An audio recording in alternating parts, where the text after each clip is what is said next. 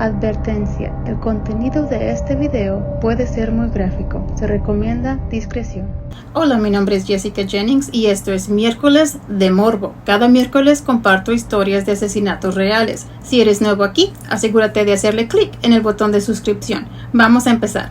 Hoy les platicaré la historia de otro famoso asesino en serie. Me refiero al señor John Wayne Gacy, también conocido como el payaso Pogo.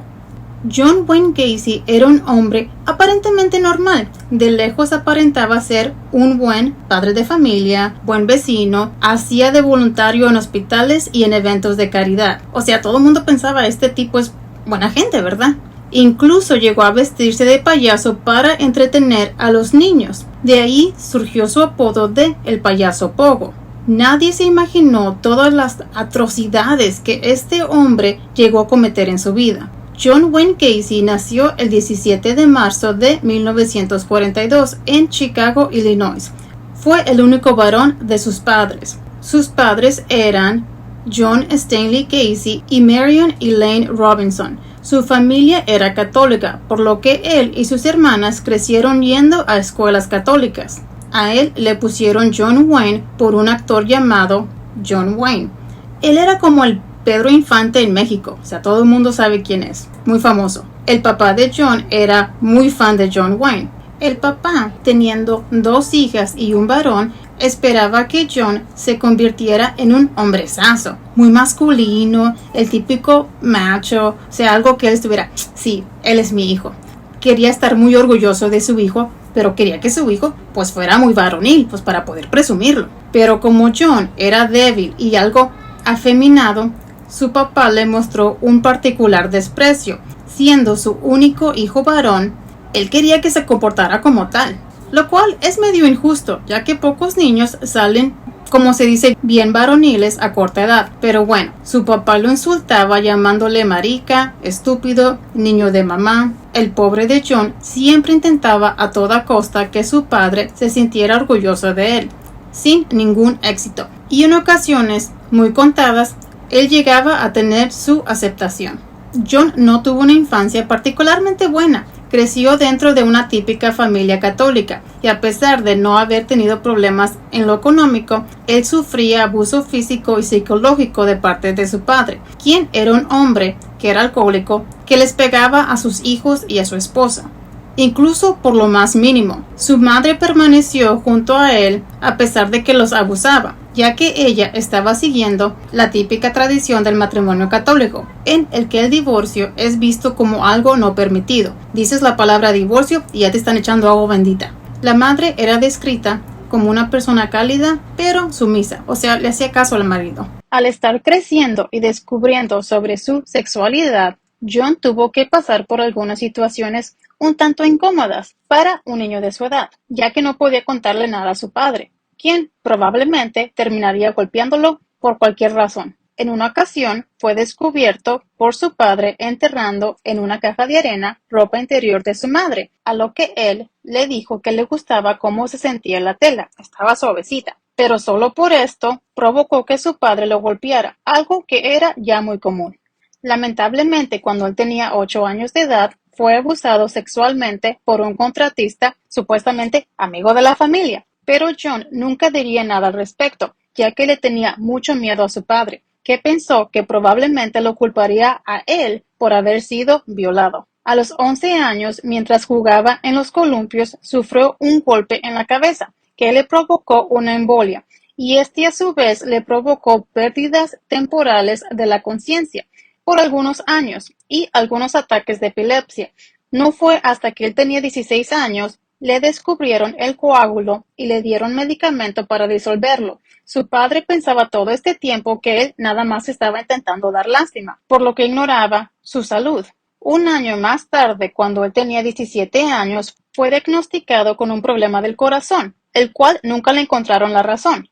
Pero esto provocó que no pudiera ingresar a ningún club deportivo o realizar actividades al aire libre, por lo que esto llevó a que su padre lo despreciara aún más. Él quería un hombre así fuerte, que le entrara a los deportes con este hijo afeminado. Y luego todo delicado, pues no estaba muy orgulloso de él. Por esta misma razón que John no podía estar en actividades físicas, empezó teniendo problemas de sobrepeso. Después de una discusión con su padre, decide dejar la escuela y mudarse a Las Vegas, Nevada, donde consiguió un trabajo como asistente de ambulancia.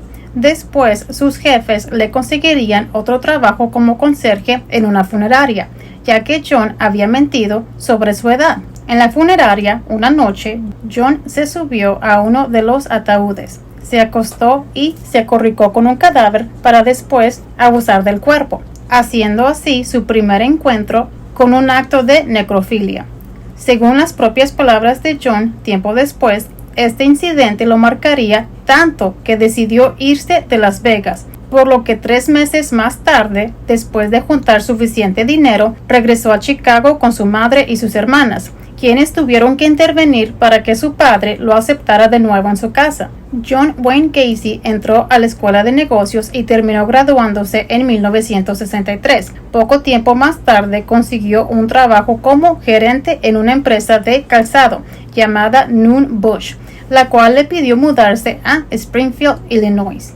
Al llegar ahí, comenzó a ser más activo en la comunidad católica. Se unió a una organización local de capacitación en liderazgo, sin fines de lucro, que se enfocaba en el desarrollo empresarial, las habilidades de gestión y también en el servicio comunitario. Dicha organización lleva por nombre GC. Dentro de esta organización lo llegaron a nombrar vicepresidente y el tercer GC más destacado de Illinois. Durante el tiempo que estuvo trabajando en esta empresa, conoció a una chica llamada Marilyn Myers, una compañera de trabajo. Ellos salieron por un corto periodo antes de comprometerse y se casaron 6 meses después, en septiembre de 1964. La familia de Marilyn tenía dinero. Ellos compraron 3 franquicias diferentes de KFC en Waterloo, Iowa, y le ofrecieron la gerencia de las 3 sucursales a John. Él aceptó y él y su esposa se mudaron a Waterloo, Iowa. Durante su estancia aquí, él dijo que su trabajo era perfecto. John siempre trataba de sustituir la aprobación y aceptación que le hizo falta por parte de su padre, dentro de la comunidad en la que él pertenecía o incluso en el mismo trabajo, siendo un buen jefe y querido por todos en esta época donde se hacía cargo de los KFC. Además de haberse casado con una mujer que venía de buena familia, es cuando su padre admitió que estaba solo un poco orgulloso de él. Al menos aprobó un poco de lo que estaba haciendo. Todo parecía ir bien dentro de la vida de John. Él tuvo 2 hijos. En marzo del año de 1967, Marilyn dio a luz a su primer hijo, el cual le llamaron Michael Gacy, y en octubre del siguiente año tuvieron a su segundo hijo, que resultó ser niña, a la cual le pusieron Christine Gacy. John tenía un buen empleo y le gustaba mucho lo que hacía, pero dentro del matrimonio parecía que las cosas no iban bien, puesto que John pasaba mucho tiempo trabajando para no tener que pasar tanto tiempo en casa con su esposa. John Wayne Gacy era homosexual. Él reprimía sus deseos sexuales debido a que esto no era bien visto en este entonces, además de que eso generaría más rechazo por parte de su padre, también su suegro y pues también su esposa, ¿verdad? Pero dentro de la comunidad todos se estaban dando cuenta de que algo estaba mal, ya que había muchos rumores de que John se la pasaba acosando a jóvenes que trabajaban para él en el KFC, solo que ellos decidieron pues ignorarlo. En el año de 1968, John fue arrestado por el cargo de sodomía, o sea, la práctica de sexo anal, ya que el adolescente Mark Miller lo acusó de haberlo engañado con un supuesto truco de magia que consistía en enseñarle cómo escapar estando amarrado de las manos, pero lejos de enseñarle, hizo todo lo contrario, y aprovechándose de la situación, él violó al chico. Este acto sería la manera en la que él engañaba a los chicos, para tener el control de la situación y poder abusar de ellos. En el juicio, John negó todo lo que ocurrió, diciendo que todo lo que había pasado fue de acuerdo entre los dos y que Mark había tenido relaciones con él. Pero meses más tarde, John sería nuevamente arrestado, ya que contrató a un chico llamado Dwight para que fuera a golpear a Mark Miller. Lo metió a su auto para después llevarlo a un bosque, echarle gas pimienta en la cara y golpearlo. Como pudo, Mark Miller se defendió, logrando huir e ir directo a la policía.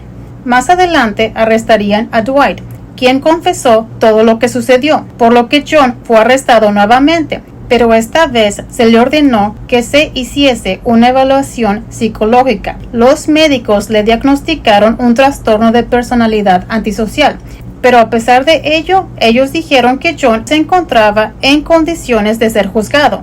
A su vez, advirtió el juez que probablemente John no podría beneficiarse de terapia o de tratamiento y que volvería a cometer un delito similar si se dejase libre, por lo que él fue condenado culpable por sodomía y sentenciado a 10 años de cárcel. Su esposa, Marilyn, con justa razón, pidió el divorcio, siendo la última vez que él la vería a ella y a sus 2 hijos, ya que ella pidió custodia exclusiva de los 2 hijos.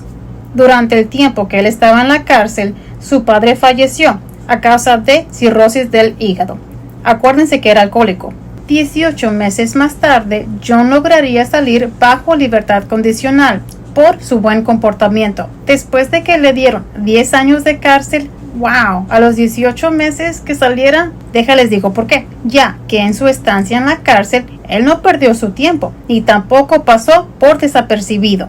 Usando sus habilidades de líder, él ayudó a mejorar las condiciones de la prisión y logró que instalaran un campo de minigolf en el patio de recreo. Se dice también que logró ser jefe de cocina y que estando en ese puesto logró aumentar el salario mínimo de los reclusos que trabajaban en el área del comedor.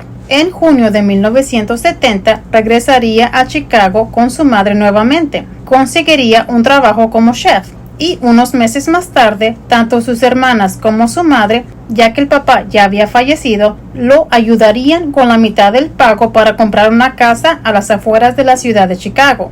4 meses más tarde, John es arrestado de nuevo, ya que un joven que había conocido en la terminal de autobuses lo acusó de haberlo forzado a tener relaciones sexuales con él. Pero lamentablemente los cargos fueron retirados, ya que el chico nunca se presentó en el juicio. 2 años más tarde, en el año de 1972, John se casó nuevamente con Carol Huff, una madre soltera de 2 hijas. Carol, conociendo su pasado, decidió estar con él a pesar de esto, y ella le dio el beneficio de la duda, creyendo que realmente ya no haría nada malo. Además de que ella estaba pasando un momento difícil económicamente, al no poder mantener a sus 2 hijas. Ella miró a John como un buen prospecto. Pero días antes de la boda, John es arrestado por pretender ser un oficial de policía. Él metió a un joven a su auto y lo obligó a que le diera sexo oral. Los cargos fueron retirados, ya que él estaba acusando al joven de extorsión, por lo que quedaron básicamente a mano ambos cargos. Su matrimonio evidentemente no duraría mucho, por obvias razones. Él era homosexual, a él no le gustaban las tipas, y además porque a él le gustaba tener relaciones con jóvenes, y también le gustaba abusar de ellos.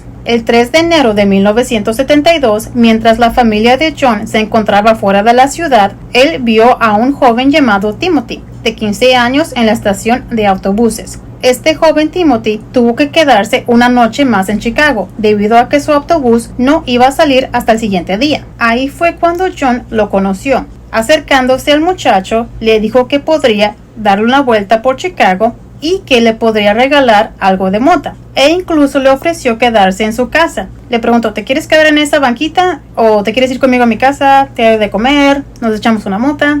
¿Qué quieres, muchacho? Y pues el muchacho dijo: quedarme aquí en el frío, me vas a dar de comer, la mota y un lugar para dormir, me voy contigo. Pues se fue el muchacho.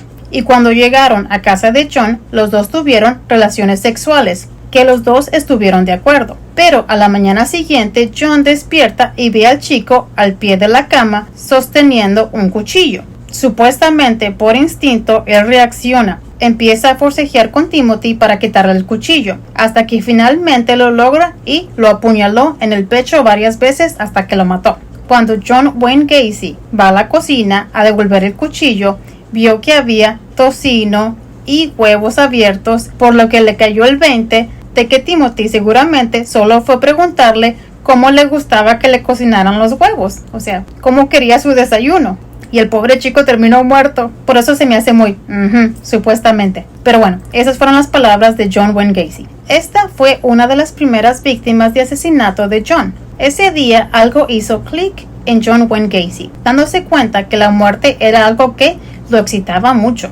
Incluso en una entrevista dijo que había experimentado un orgasmo que le estremeció la mente y que estaba muy satisfecho sexualmente con lo que había pasado. Su idea para ocultar el cadáver fue ponerlo en el sótano. Pero días más tarde, cuando su esposa y amigos se empezaron a quejar del olor, que obviamente era terrible, John siempre tenía una buena excusa para ello, pero tuvo que colocar una capa de concreto al cuerpo de Timothy, y así hizo con las próximas víctimas. Timothy fue solo el inicio para la ola de asesinatos que cometió John Wayne Gacy. Todo esto simplemente era en busca de su propio placer sexual, porque como se mencionó al principio, él había tenido ya un acto necrofílico.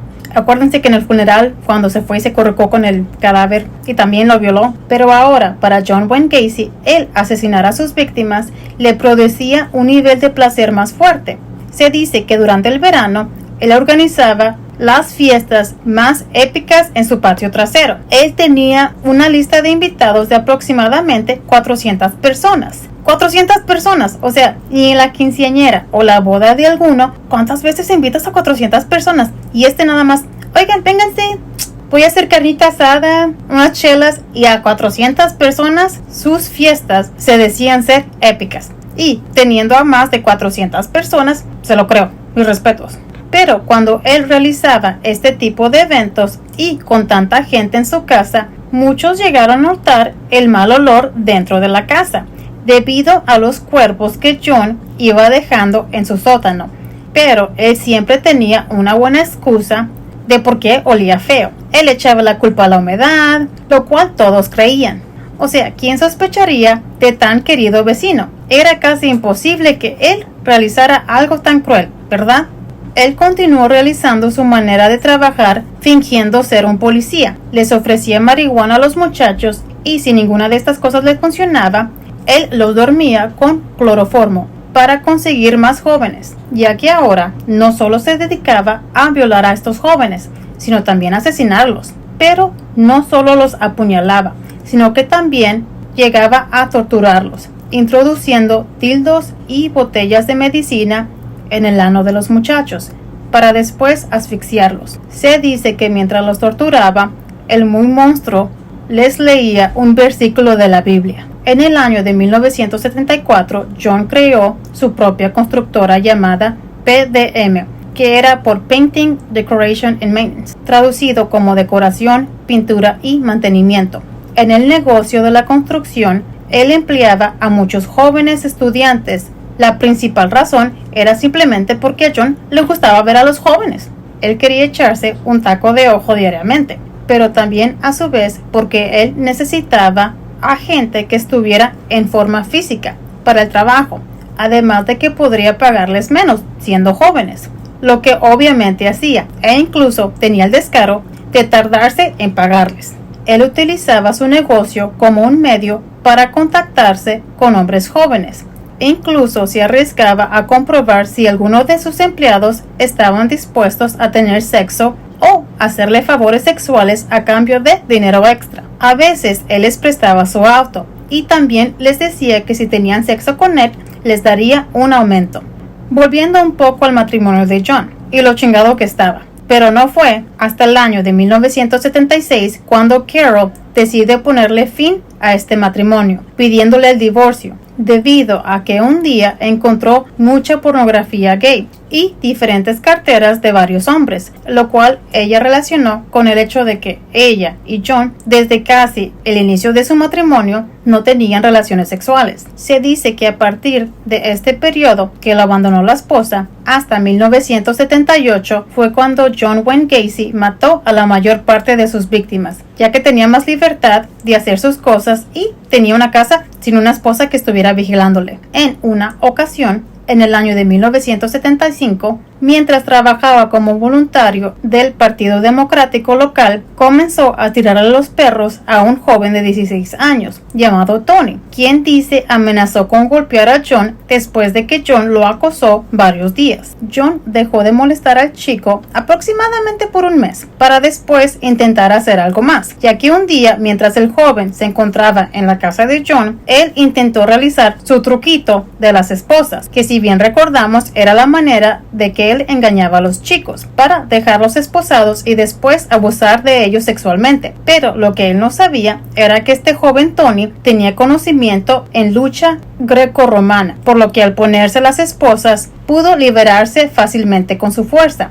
Él le hizo un tipo de luchita a John, lo cual lo dejó de pecho en el piso para finalmente esposarlo. Pero esto no pasó a mayores, ya que John dijo que era la primera persona que podía liberarse sin las llaves y que generalmente las personas caían en el truco. Fue a partir de ahí que él dejó de molestar al muchacho. Cuando John aún estaba casado, ocurrió un accidente en el cual él abusó sexualmente de un empleado suyo, el cual quiso hacer justicia por su propia cuenta, yendo a golpear a John en su propio jardín. La excusa que le dijo a su esposa fue que el joven se encontraba molesto, ya que aún él no le había pagado. A pesar de las acusaciones e incidentes que John había tenido, él seguía muy activo en su comunidad, muy fresco como lechuga ahí, siendo buen vecino, formando parte del club GC. Él era muy social y querido entre todos ellos, y eso ayudaba mucho a que la gente no sospechara sobre sus asesinatos, sino que solo sospecharan ligeramente de que él era homosexual. Él era tan popular que incluso llegó a tener una fotografía con él y la primera dama, Rosalynn Carter, la esposa de Jimmy Carter, el presidente de los Estados Unidos número 39, lo cual era muy extraño, ya que el servicio de seguridad de ella, siendo la esposa del presidente, no le hubiera permitido tomarse fotos con ella, no sin antes revisar el historial criminal. Pero se puede suponer que en ese entonces a lo mejor las cosas no estaban tan controladas como parecían, ya que este tipo, que tenía en su expediente haber sido condenado a 10 años de cárcel por haber violado a un tipo, muy fresco como lechuga, se fue y se tomó una foto con la esposa del presidente de los Estados Unidos. ¡Qué descaro! Durante este tiempo fue cuando él inventó su personaje del payaso Pogo, quien era voluntario en desfiles, eventos de recaudación de fondos para ayudar a niños en el hospital, ir a los hospitales con los niños de cáncer. Él se dedicaba a pretender a hacer a la gente feliz, pero esto lo hacía con una sola intención. Sí, había negras intenciones con este tipo, la cual él confesó años más tarde, comentando que los payasos podrían salirse con la suya en muchas ocasiones. Ellos podían sentar a jóvenes en sus piernas y manosearlas sin que nadie dijera nada. Según John Wayne Gacy, nadie sospechaba de un inocente payaso. Según él, ellos podían asesinar y aún así salirse con la suya. Mira qué cabrón. Con justa razón existe el miedo a los payasos, como el payaso de Eso, una de las últimas víctimas de John Wayne Gacy y por la cual él fue descubierto fue Robert Piest, ya que a diferencia de sus víctimas anteriores, quienes él recogía en la estación de autobuses o eran jóvenes de otra ciudad, con Robin, este muchacho fue diferente, ya que él era un joven muy querido y conocido por la comunidad, así que cuando él desapareció, lo notaron rápidamente. Robert Piest era un buen estudiante y no tenía problema alguno de conducta. Él tenía 15 años y trabajaba en una farmacia local llamada Nissan. Un 11 de diciembre del año de 1978, John Wayne Gacy aprovechó que el chico salió un momento de su trabajo para acercarse a él y ofrecerle más sueldo de lo que él ganaba en la farmacia si él decidía trabajar con él en su compañía de construcción. Como era de esperarse, Robert aceptó en ese mismo momento. Regresó a la farmacia a regresarle a su compañera de trabajo su chamarra, ya que él le había pedido prestado la chamarra porque él tenía frío en la farmacia, para después irse con John, sin saber que esta sería la última vez que lo verían con vida. La madre del chico comenzó a preocuparse al ver que Robert no regresaba de la farmacia. Ellos lo buscaron dentro y fuera de la farmacia sin rastro alguno. 3 horas después, y temiendo lo peor, Su desaparición fue notificada al departamento de policías, los cuales fueron a interrogar a la última persona que lo vio, la cual era la compañera de trabajo, quien les comentó la oferta de trabajo que había recibido Robert de John Wayne Gacy para su compañía de construcción. La policía fue a casa de John Wayne Gacy y le contaron sobre la desaparición de Robert. Le pidieron amablemente que si los podía acompañar a la estación para interrogarlo, por lo cual John Wayne Gacy se negó, diciéndoles que había una muerte reciente en su familia y que por eso no los podía acompañar, que él tenía que atender algunas cosas y no podía salir de su casa. A pesar de ello, horas más tarde, John Wayne Gacy se presentó en la estación para ser interrogado, donde dijo que él no sabía nada sobre la desaparición de este muchacho. Poco más tarde, una vez que terminó la interrogación, él se fue de ahí. El teniente a cargo del caso sospechaba de John Wayne Gacy, a pesar de que en su declaración dijo que él no sabía nada, por lo que él decidió realizar una investigación de los antecedentes de John Wayne Gacy. Y, para su sorpresa, averiguó que años antes él había sido arrestado por el cargo de sodomía hacia un menor, por lo que pudo obtener una orden de allanamiento para la casa de John, y también fue arrestado mientras checaban su casa, por lo que el 13 de diciembre entraron y, para su sorpresa, encontraron lo siguiente: un joyero con 2 licencias de conducir y un anillo de graduación de preparatoria con las iniciales JAS, 7 películas pornográficas hechas en Suecia, pastillas de Valium, marihuana, un pedazo de alfombra, fotografías a color de farmacias y droguerías, también libros eróticos, unas esposas con las llaves, una pistola italiana, insignias de policía, además de un consolador de plástico, o sea un dildo, de 18 pulgadas, soga de nylon, ropa que parecía ser demasiado pequeña para ser de John Wayne Gacy, y un recibo de un rollo de película con un número de serie de la farmacia local Nissan, lo cual lo ponía en sospecha sobre la desaparición de Robert. Además, encontrarían la puerta secreta que los llevaría al sótano, donde ahí él tenía enterrado a varios chicos, los cuales había asesinado antes, pero la policía no encontró nada ahí, ya que, como recordamos, a todos los cuerpos él les colocaba cemento, pero los policías sí encontraron un olor horrible. Pese a encontrar todo esto, no era suficiente prueba para culpar a John Wayne Gacy, por lo que tuvieron que dejarlo libre, así que solo confiscaron algunas cosas de las que encontraron ahí. El teniente se encontraba un tanto frustrado, ya que él tenía el presentimiento de que algo no andaba bien con John Wayne Gacy, y sospechaba que él escondía algo más. Por esto mismo, él ordenó que se vigilara a John Wayne Gacy las 24 horas del día, 7 días de la semana. Él ordenó que lo siguieran a todas partes y que incluso estuvieran fuera de su casa, para que estuvieran atentos a lo que realmente él hacía. En una ocasión, se dice que John Wayne Gacy le llamó a los detectives y los invitó a desayunar. Muy engreído de su parte. Me están vigilando. Ya los viré, vénganse para acá, déjales ofrezco desayuno. Los detectives, sin saber qué hacer, después de haber sido pillados, no tuvieron más remedio que aceptar la invitación solo para poder entrar en su casa y esperar a ver qué había ahí. Los detectives notaron que John no se veía muy bien, se veía un poco cansado y ansioso, como si algo lo estuviera desgastando, pero todo esto se debía a que él no podía realizar ningún asesinato, ya que lo estaban vigilando. Más adelante, John consiguió un buen abogado, con el cual presentaría una orden de amparo para dejar de ser vigilado y que los detectives lo dejaran en paz, por lo cual en una semana los detectives se tendrían que retirar de todas las investigaciones acerca de él. Esto era una presión total para ellos, ya que en cuanto la orden de amparo se hiciera válida, ellos tendrían que suspender todo, y eso les dejaba una semana para presentar pruebas de que John era culpable, o mínimo una prueba para poder nuevamente solicitar una orden de allanamiento. Por suerte para los detectives, llegaron los resultados de algunas cosas que habían confiscado de la casa de John. Entre ellas se encontraba un anillo, el cual pertenecía a un joven que llevaba desaparecido 2 años. Eso era lo que ellos necesitaban para poder arrestar a John por algo, y así poder registrar su casa, o al menos para que no procediera el amparo. De igual forma, Mucho antes de que ellos procedieran, pasó algo que nadie esperaba. El 22 de diciembre de 1978, John fue a visitar a su abogado para hablar sobre el amparo. Pero en lugar de eso, John Wayne Gacy confesó todo lo que había hecho a cada una de sus víctimas. El abogado comenta que John se acordaba de los nombres de todos y de cada detalle de lo que les hizo.